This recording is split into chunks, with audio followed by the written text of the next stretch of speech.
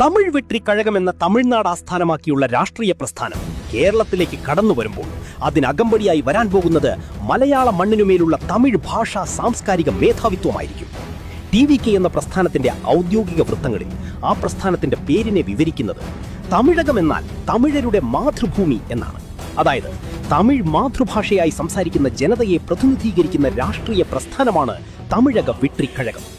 ഈ വീഡിയോയിലൂടെ തമിഴ് ജനതയോടുള്ള വെറുപ്പോ വിദ്വേഷമോ പ്രചരിപ്പിക്കാൻ ഉദ്ദേശിക്കുന്നില്ല. മറിച്ച് മലയാളികൾക്ക് വേണ്ടത് മലയാള ഭാഷയെയും സംസ്കാരത്തെയും ജനതയെയും പ്രതിനിധീകരിക്കുന്ന രാഷ്ട്രീയ പ്രസ്ഥാനങ്ങളാണ് എന്ന യുക്തിയാണ്. തമിഴ് ഭാഷയും സംസ്കാരവും പ്രതിനിധീകരിക്കുന്ന ഒരു പ്രസ്ഥാനമെന്ന നിലയിൽ കേരളത്തിലേക്കുള്ള TVKയുടെ കടന്നുവരവ് കേരളത്തിനുമേൽ തമിഴ് ഭാഷാ സാംസ്കാരിക സ്വാധീനം വർദ്ധിപ്പിക്കാനിടയുള്ള സാഹചര്യം സൃഷ്ടിക്കും. നിലവിലെ സ്ഥിതിയിൽ തന്നെ മലയാള ഭാഷയും കേരള ചരിത്രവും വളച്ചൊടിക്കുന്ന തമിഴ് ദേശീയവാദികൾക്ക് ഇതൊരു ഇന്ധനമാകും എന്നതിൽ സംശയമില്ല.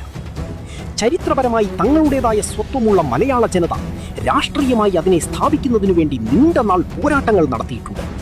TVK പോലുള്ള തമിഴ് രാഷ്ട്രീയ പ്രസ്ഥാനങ്ങളെ ഇരു കൈകളും നീട്ടി സ്വീകരിക്കുമ്പോൾ നമ്മുടെ അവകാശങ്ങൾക്കും സ്വത്വത്തിനും വേണ്ടി നമ്മുടെ മുൻഗാമികൾ നടത്തിയ പോരാട്ടങ്ങളെ നാം തള്ളിപ്പറയുകയാണ്. പുതിയൊരു രാഷ്ട്രീയ സമവാക്യമാണ് കേരളത്തിന് ആവശ്യമെങ്കിൽ അത് നമ്മുടെ നാടിനെയും ഭാഷയെയും സംസ്കാരത്തെയും സ്വത്വത്തെയും പ്രതിനിധീകരിക്കുന്ന ഒന്നാകേണ്ടേ.